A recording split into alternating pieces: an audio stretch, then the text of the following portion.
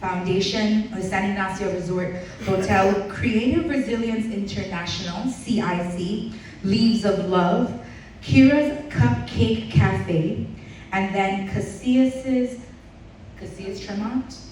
Oh, Kesa, Christ Apostolic Church.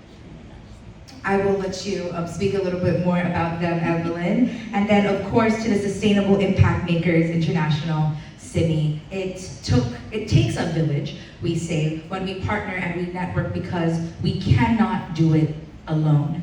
And that is what this is all about. And you look around at your sisters and your neighbors here, and like I said earlier, we all represent different places, different areas in society, and we get to be a part of the more. So I would like to now invite up Jason Price. Jason Price is a social activist, a community organizer, a fiction writer, and my favorite in all of these, poet. He has over 2 decades of experience in community organizing, strengthening and building resilience aimed towards sustainability and self-reliance. Jason is passionate about public health, mental health, and telling our own stories. His work in teaching, mentoring, implementing community health programs, and advocating for food, housing, and quality healthcare securities has made tangible strides in supporting marginalized and migrant communities. Jason has produced several health promotion toolkits, such as the Health Hub Startup Kit and How to Organize Compassionate Family Shelter Systems. He has presented his work at the Centers for Disease Control, the CDC, the National Institute of Health, NIH, and several academic and learning institutions nationally and internationally. He is a professional lecturer specializing in how to create our own mental health and the art of fiction writing. Let's welcome Jason Price.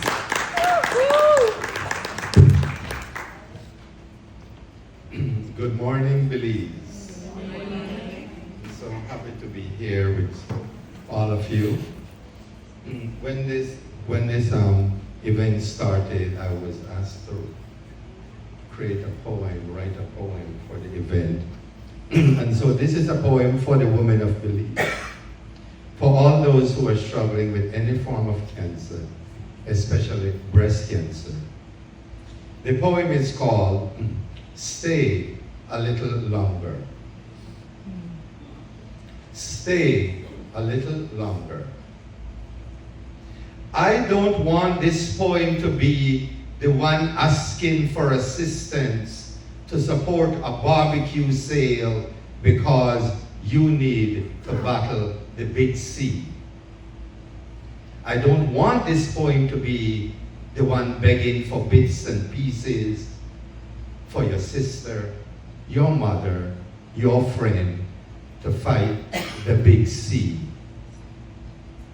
I don't want this poem to be the one screaming the scars that are left hanging on a clothesline because someone good is gone after struggling for months with the big C. No, no, no, no, no, no, no, no. I want this poem to be the light at the end of the tunnel, the sun kissing your face after the storm, the raindrops that cool your soul when sorrow is a squatter. I want this poem to be the flowers you gather at sunset, the cocoa, the cassava, the yam you pick for the boiler pot, the snapper you stew golden brown. I want this poem to be the gravy on your rice and beans, cooked in coconut milk over a fire heart, the potato salad that melts in your mouth. I want this poem to be your Caribbean sea and sky, your barrier reef beckoning, your clarion cloud calling, the way to your Barranco. I want this poem to be your dawn, your fisherman, the star of your day, your constant hope. I want this poem to be your arms villaging all the children of Belize, building the future nation with all the love your heart can muster, the beating love, keeping their joys warm nearest to your breast. I want this poem to be a big, big thank you from young Rio Hondo to old Sarsoon. Thank you for holding it together. Thank you for picking up the brokenness. Thank you for softening souls. Thank you for sacrificing. Thank you for praying. Thank you for making a way. Thank you for sharing your queendom. I want this poem to be you, your face, your eyes, your throat, your hands, your belly, your breasts, your thighs, your legs, your toes. Your soul rising up, standing tall, spreading your wings, your phoenix wings.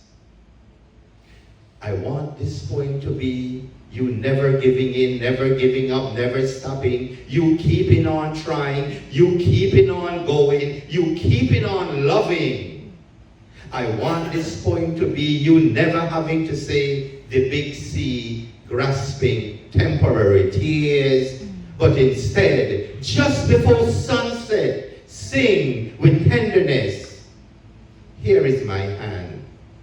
Take it, hold it, and stay a little longer.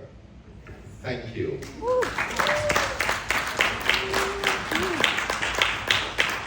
Stay a little longer. What a beautiful tribute to the resilience, the warrior that our women are who battle this, their strength, their faith. Women are truly the heartbeat of our families, of our communities, our country. We are the heartbeat, and we are not the things we battle. We are not the label of whatever cancer we have fought, but so much more. Thank you for that, Jason. And with that, I have the honor to introduce our keynote speaker. And we spoke a little bit about her today. She was on the panel. And I want to read a part of her bio, but it's a little hard because I can read that she's a strong and driven, faith-filled woman, a woman with strength and purpose who took her walk with cancer and has turned it into a mission to bring awareness, to advocate on women, advocate for women. But more than all of that, she is my mom. And I will never forget the day in March when I got the call that she was diagnosed with cancer. And that big C word made my entire world feel like it shattered. I was an only child. My mom was my world. She was my rock, the strongest woman I know. And it shook me to my core. It changed the course of our lives. My aunt sitting over here as well. And a family, and my cousin Van Hagen, and a family, we rallied around her. Because when cancer came knocking on the door, it didn't only knock for Shalou, but it knocked for all of those that she loved, the people in her village. And she stood strong, she fought hard, and we thank God because now what was meant to destroy, He has brought so much good out of it. With resilience, love, and an unshakable trust in God, she continues to inspire, uplift, and proving that through faith, all things are possible. So let's give a round of applause and welcome Shalou Butcher, President of the Belize Cancer Society Diagnostic Branch. And she's going to be talking to us about why breast cancer and awareness of cancer matters.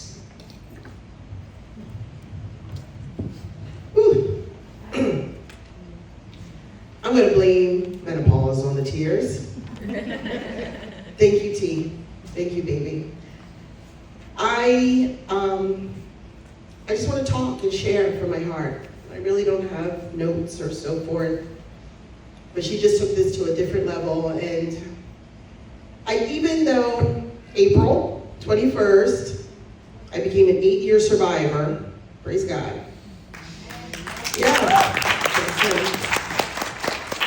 There's always that part of me that I remember, that scare. The women that I've lost because of it. And so, this advocacy, this awareness is everything to me. And those that knew Shalou before cancer knows a different Shalou post cancer. And you know what? That's all right. I'm going to be in women's faces. I'm going to be in your business because I refuse to lose and continue to lose our beautiful Belizean women to these cancers that can be prevented, or these cancers that through early detection will save you. I am here, I'm talking to you, I'm able to share for one reason only. Early detection saved my life. Now, I did not battle breast cancer, which is something very different than the cancer I battled, which is cervical cancer, which, I'm going to throw it in, is the only cancer of all of them that is 100% preventable. But let me just share a little bit about me. I'm 55, I'll be 56 in September. And yes, this Yankee accent still can't come out of me, even though I've been here for 33 years. People used to say, oh, you're an American Belizean. No, I'm a Belizean American. I've lived here a lot longer than I've lived there. My mother's from Santa Elena town, and that's why I followed behind. I always think about my mom, and my mom was born in the 30s, so she grew up in Santa Elena. She used to tell us about the boat stories and about the roads and all kinds of things. But my mom was, she was like 100 times ahead of her time, so progressive. And one thing that she taught my sister and I was that about knowing our bodies.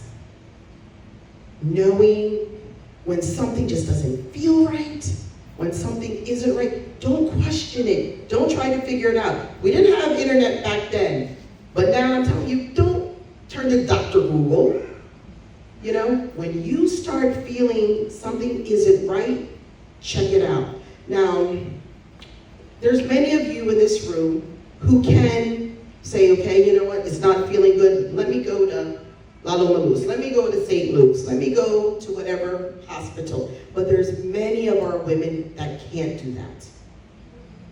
And that's where we need to jump in, become our sisters' keepers. We need to share this information that we've learned here today and take it out there. Let them know that, okay, something's not feeling right. It's okay. We can go to San Ignacio Regional or Community Hospital. We don't need to see the doctors there, but we need to be able to get a reference or an order.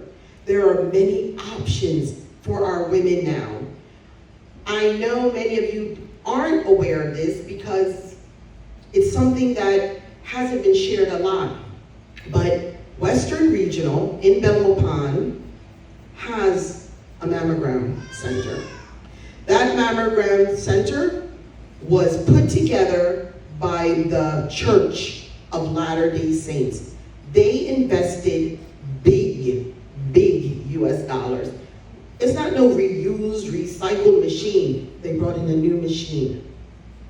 And the Cancer Society, through our amazing partners and our donors, we were able to assist with furnishing it and getting it ready for our women within our community that may not have that extra finance to go and get a mammogram. You get your doctor's orders and you can go. I just messaged Dr. Rivero. She's a radiologist, am I correct? She's a radiologist. So you're not seeing a technician, you are seeing a doctor. And she messaged me and she said, yes, Shalu, all these women need are a doctor's order.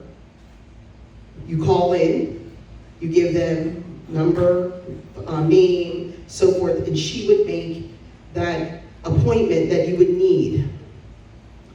Cancer is scary. There's no way around it. It's scary, but it's how you take it and what you do with that. Ashanti, you were, and I'm gonna be real, it's hard. It's hard. I can't stand in front of you and say, yes, I can be a vegetarian. Yes, I can be a vegan. But what I can do is say, I could take small steps into making myself better. In 2017, I was 205 pounds. And I started to do this workout on the DVD, the guy that like to pump it up, I don't even remember his name. I used to do that in my living room. I used to walk around my yard, trying to do whatever I needed to do. I didn't even know I had cancer. I started to eliminate some of those things that I knew, and you all know what's not good for us and what's good. So the sugars came out. I removed the red meats out. I still like my chicken, I still like my fish. So I kept that in there. I started to remove the whites, the white flour, the white rice. I started little things. I started to incorporate more greens. We have the best greens in the world. I lived in Guatemala City, and I couldn't get my callaloo, I couldn't get my chaya, none of it. We have that. We have that in our neighbors' yards. Share it. I started to incorporate it. I can remember my doctor's visit, my first visit, when he said to me, because I had my records, and he said, wow, how did you go from that weight to this weight? And I said, well, I removed these things. Why? Was it something you were feeling? No, it wasn't. I just wanted to look sexier. I just wanted to fit in, I wanted to be able to go to Pink and fit into some clothes and not have them bust open. That's what I wanted. I didn't think I was sick. And he looked at me and he said, well, for whatever reason you did those things, you saved your life. I didn't realize that the sugars, the red meats, the processed foods were literally feed my tumor. So, like I said, I'm being real. We can take little steps, little steps. So, I'm a cervical cancer survivor. Daisy is my breast cancer warrior survivor. But we walk that parallel line because it is one of those cancers that through screenings, we can get a step further.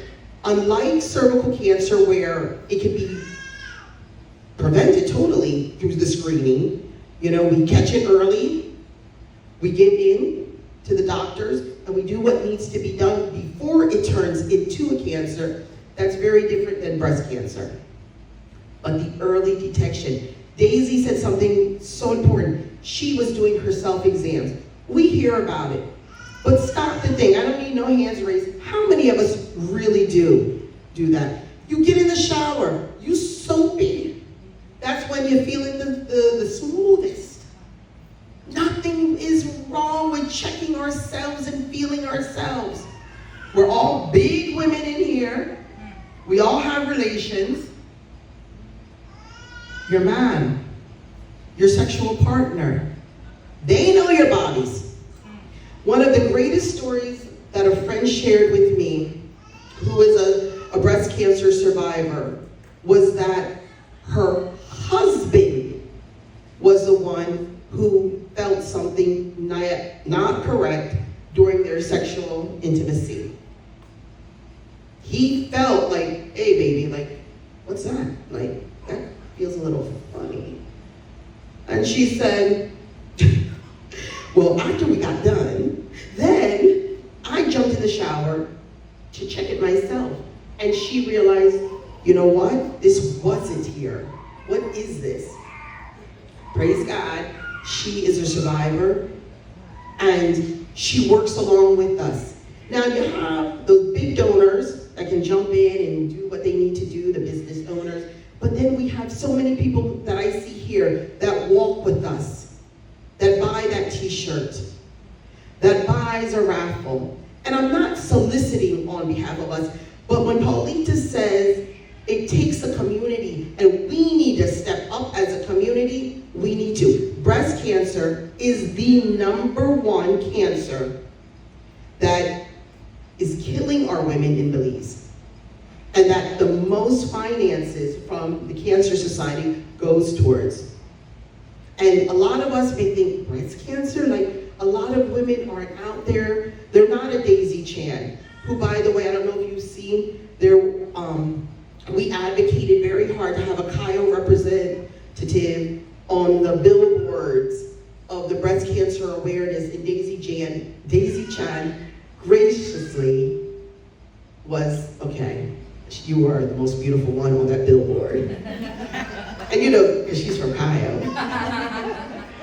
But I'm bringing all of that up because a lot of it has to be about awareness. We are from a culture and that kind of doesn't want to share and so forth. I remember a lady messaging me on Facebook and saying, like, Ms. Shalu, like, you really enjoy sharing all your business? My business about opening your legs and getting a pap smear, my business about getting in the shower and rubbing down, my business about going and checking with your doctor every year is also your business. And if it means one woman we can save, we do it. One woman at a time. Because I'll be very honest, I am tired, really, really tired of hard work, effort, and so forth that the Cancer Society does, so we have to bury our people. I want us to get to this point where we become so proactive that we are going to catch it. And like I mentioned, it's not as if breast cancer, you know, we do something and it's not going to come. Daisy may have been doing everything she needed to do, and genetically it was there, but she caught it. She caught it the size of a lime seed, and then it grew into the size of a cherry, so quick. But we were able to, bam, Daisy, get in there. Daisy, and I'm going to keep referring, Daisy brought up something so good, and it was that husband. It's hard, because I've seen husbands that have, one, left their wives during this critical time. I've seen husbands doing all the wrong they don't need to be doing while their wives and ladies are battling. But there are many good men out there. And there is a good support system through the Cancer Society that we will help. I am proud to say that even through COVID, when it was like the hardest time with finances, we never ever turned anyone away. And we will find a way. If I have to find a way for you, I will do it. That is my commitment. So what I need for you all to do is something my mom was taught my sister and I about, that self-care. Self-care also means saying, I love me. You have to love me before you can love anybody else. Take that self-care.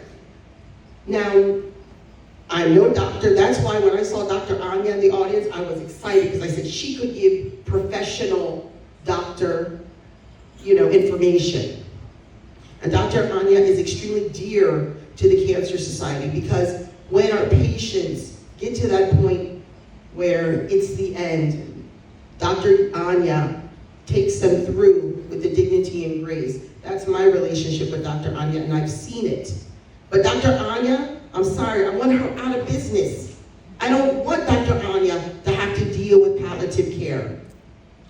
I don't want us to get to that point. And how do we do that?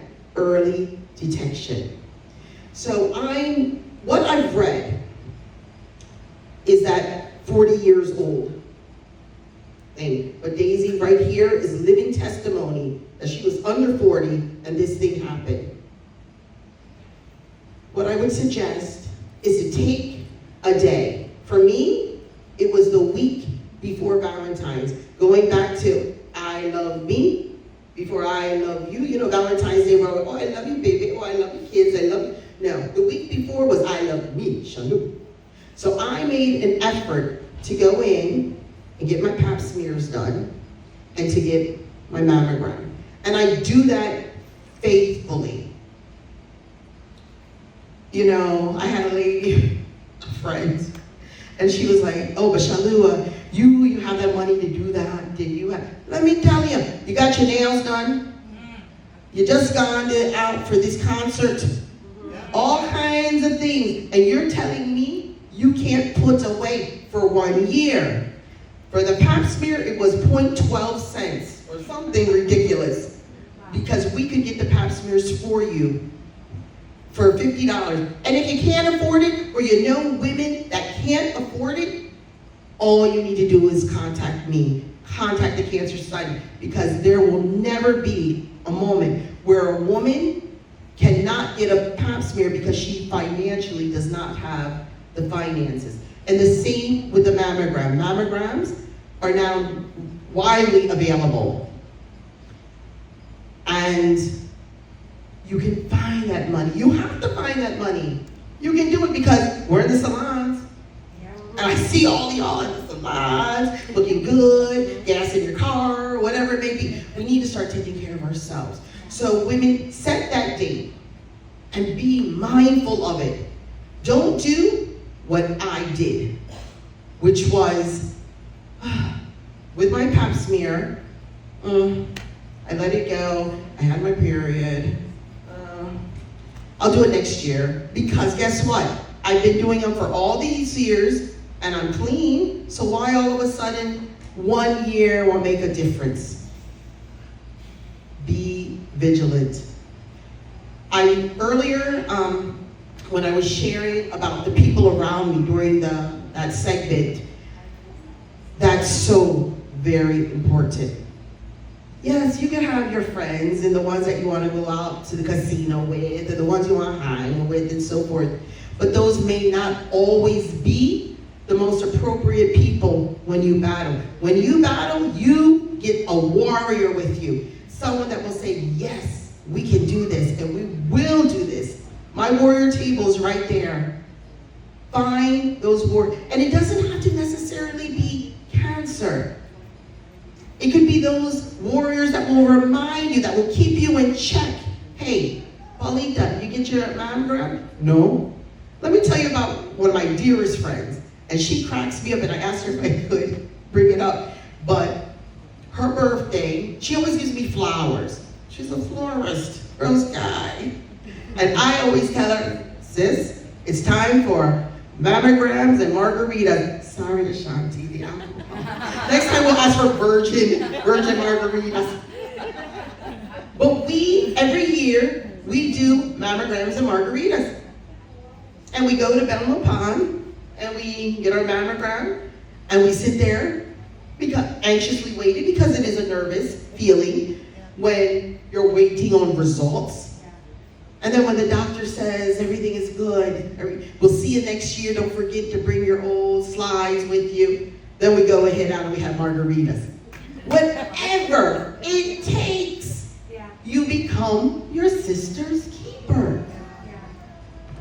Forums like this are amazing, but they're only as good as what we get out of it. You take this information you've received and you share it. You talk about it. You message your girlfriends. You message your sisters, your mom, everyone. And let them know, hey, I was up at the hotel. And don't just talk about the nice fried tacos. Talk about what we talked about. And check on them. Check about the mammograms. I mentioned earlier how we are now receiving at least one patient a week. And when I say receiving, I mean registering with us. Breast cancers, number 1. Pap smears, cervical cancer, number 2. And then our gentleman with prostate cancer, number 3.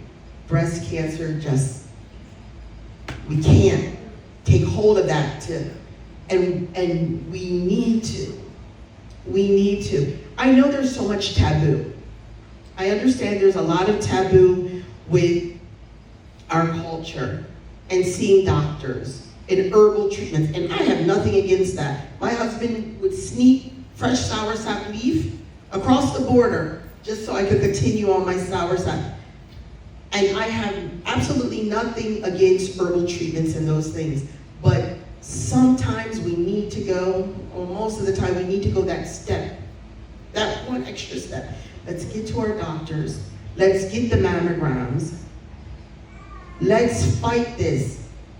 Let's be a Daisy Chan. There is no reason at all that we continue to lose our women.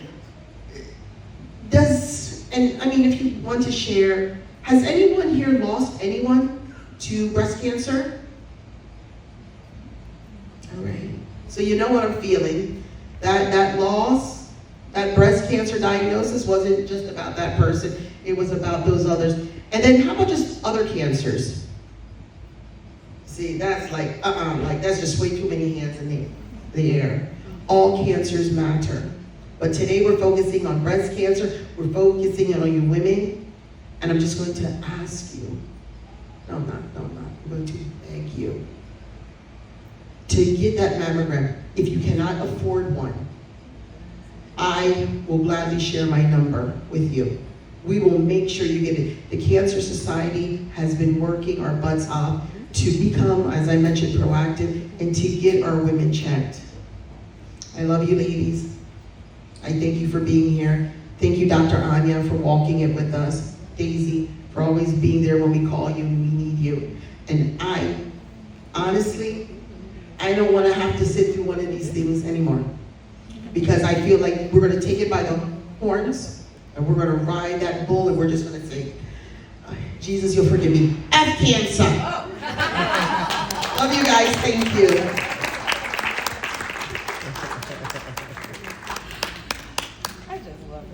I love her so much. That's my mama, y'all. And fun fact, I did not know she was going to be giving the keynote address today. That's not why we teamed up here. But I love that. And you know what's funny? I go, thank you, mommy. She makes sure that she reminds me. Did you go? Did you get your checkup? Did you get your pap smear, Taryn? And it's funny because I've never self-examined. Yes, Mom, I know. Never self-examined. And my last pap smear last year, my gynecologist did a breast examination. And I asked, why? Because I'm not 40 yet. You know, I don't need a mammogram. And what he shared with me was, well, it's not too early to self-exam. I'm going to be 30 this year. And that is something that I'm not going to only wait until I go for my pap smear, but I'm going to really start examining self more. So thank you, Mommy, for that too. So what a wonderful keynote address on why cancer awareness matters. We're going to go into a presentation now by our very own Evelyn Botway on the Breaking the Barriers, Addressing Health Disparities in Breast Cancer.